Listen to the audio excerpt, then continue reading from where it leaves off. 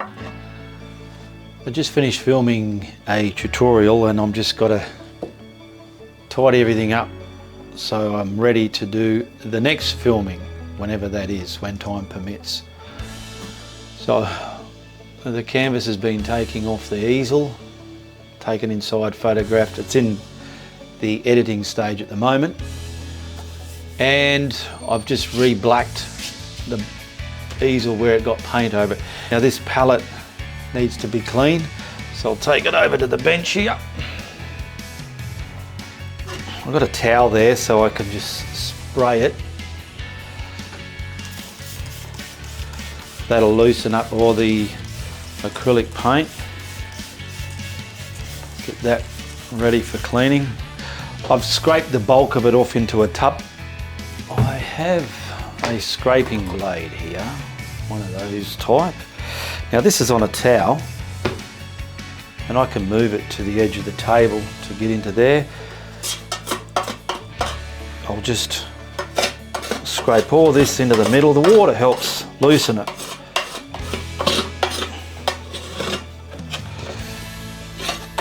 I find the glass palette so easy to use and reuse and clean.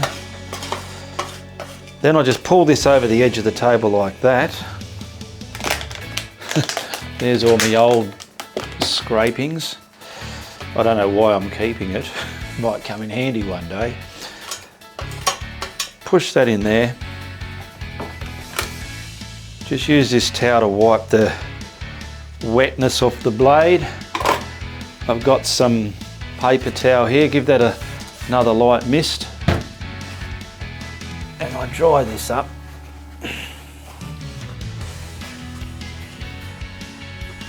And that is clean, ready to be used for the next tutorial.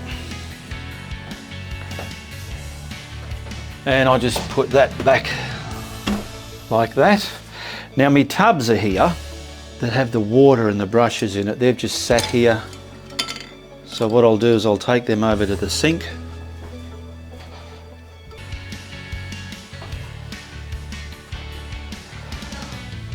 And then I've got my towel hanging over the edge of the sink like this deliberately, because the brushes will just sit there like that, just so as they're not staining the sink.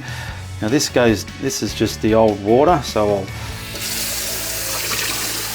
just rinse them.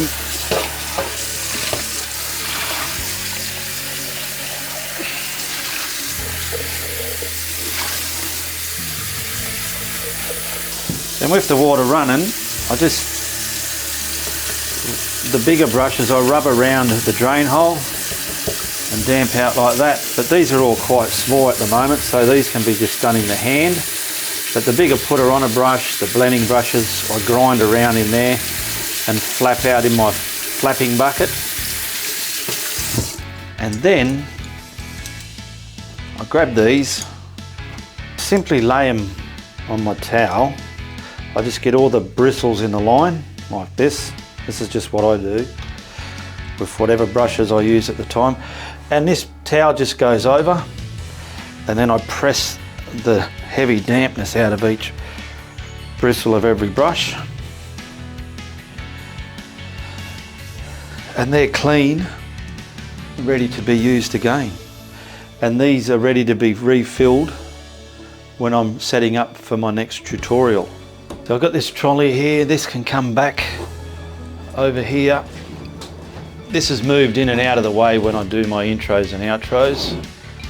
The curtain's always, if I've got to go back into that room, that's out the way. My frame and mat is there. This stands here when I'm filming, because I'm actually here. Let's grab a brush. I'm actually here painting, and then I've got this to come to as well. Everything's there. I've got all my tubes of paint, bottles of paint, everything's here. So when the camera's off, I'm just actually reloading the palette. A lot of you have seen my studio before.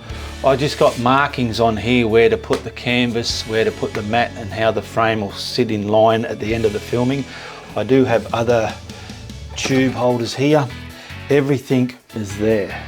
There are a few lights going on up here. I've got a down light here and I've got one over there. Can you see that one?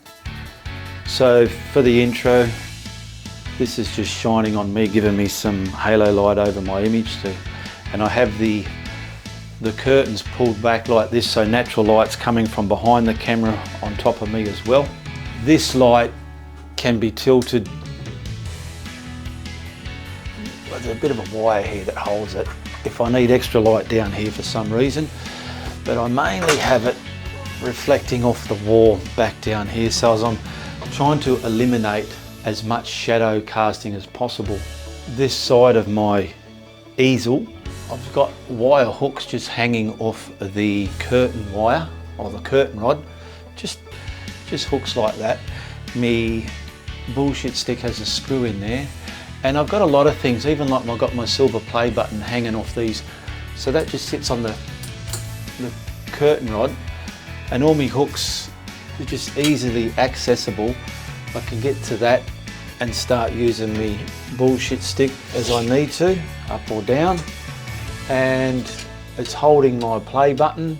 It's holding a lot of things in the background. The frame is pretty much there, so I've got my line for the mat. And there's a little ledge here. I just quickly grab the frame off that other hook, and that sits on the ledge, and everything's in the right area for the presentation of the painting at the end of the video. I always have that back to front on there. And also my mal stick, I've got a couple of clips up here that just sits there for easy access as well, and it's out the way. Once again, for filming, camera's pretty much here, my paint's right there at the ready and go close as possible, and my tubs of water are normally right here as well, so I'm not leaning over everywhere. Camera's on and off all the time, editing puts it all together, but when it is off, that's when I'm grabbing stuff wherever, looking, getting everything on the palette ready again. I just put it anywhere on the palette. I don't have a specific layout where I put colours. Some people do, but I don't. I just go wherever and work my way around that. Now I have lights. I've got one there for aesthetics. This one's up there, that goes on and off. I'll turn these overhead lights off just from here, just so you can see the difference with them off. And now I'll close that curtain from being clamped open. You'll get a difference of how that darkens the room as well. There's still, and then the actual light, so I'll just turn the actual lights off.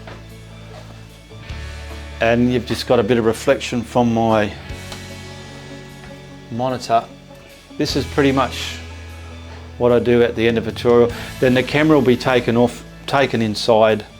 All the files are uploaded to my computer. In every tutorial that I make, there's about anywhere from 30 to 50 individual video files that have got to go uploaded onto my computer. And then once they're up on the computer, I put them into its own individual file. So the painting might be called an autumn scene. So I'll label that as autumn scene. They're all in there. And then I'll pull out the editing program onto my computer screen and drag all them into there in sequential order. And then when I've got time, which at the moment I'm in the middle of doing, I'll edit it. And that takes several hours. So that's pretty much what I do after a tutorial. And when I find time, I put one together, and like I've told you in previous chats or comments and talks about it, they average about 12 hours from start to finish to make. So that's why I do appreciate your support and your healthy comments. And give me a comment below what you think of my content. If you're new here, make sure you hit that subscribe button, because there's a lot of viewers that view my content but they're not subscribed. So thank you for watching, and I'll see you in the next tutorial.